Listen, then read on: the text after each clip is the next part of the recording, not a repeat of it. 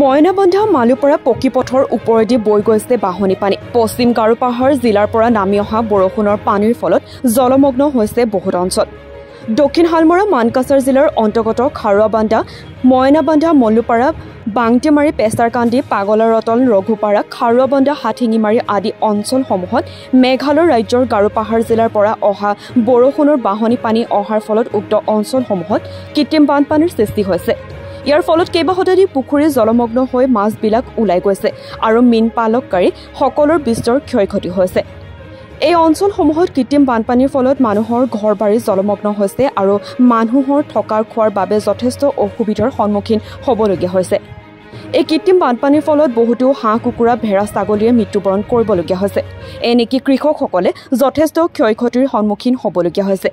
এই কৃত্ৰিম বানপানী হোৱাৰ মুখ্য কাৰণ হ'ল এই অঞ্চলসমূহত যধে-মধে ঘৰ-বাৰী নিৰ্মাণ কৰিছে আৰু কালভাৰ্টবিলাক বন্ধ কৰিছে। এনেকৈ মেঘালয় ৰাজ্যৰ পৰা অহা বাহনী পানী পোনে পোনে উক্ত অঞ্চলসমূহত প্ৰৱেশ কৰে। সেয়েহে চৰকাৰে যদি মেঘালয় ৰাজ্যৰ পৰা অহা বাহনী পানীৰ গতি পৰিৱৰ্তন কৰে আৰু কালভাৰ্টবিলাক যদি সঠিকভাৱে ব্যৱহাৰ কৰে তেন্তে ৰাইজে কৃত্ৰিম বানপানীৰ পৰা ৰক্ষা পাব।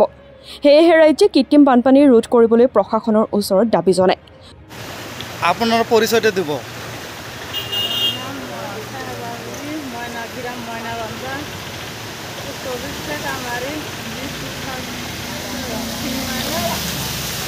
আমি ইয়াত দেখিবলৈ পাইছোঁ যে মেঘালয় গাৰো পাহাৰৰ পৰা পানী নামি ইয়াত আপোনালোকৰ কি অসুবিধা হৈছে?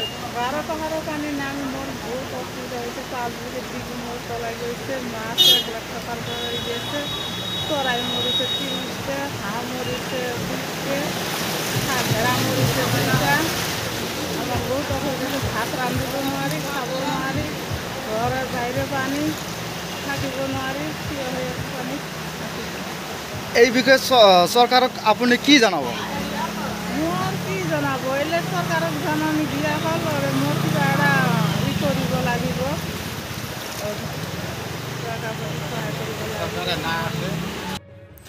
এই মন্তব্যত আপুনি কি ক'ব? ঘৰবাৰী পানী উঠিছে, ঘৰত থাকিব নোৱাৰে আৰু ডিঙি গোটেইবিলাক হয় ইতিমধ্যে থাকিব নাপাৰে। হয় আৰু দেখা পালোঁ যে আপোনাৰ মানে ঘৰ-বাৰী ঘৰ দিয়াৰতো পানী উঠিছে, এই বিষয়ে কি ক'ব? কি কৰিম এইটো?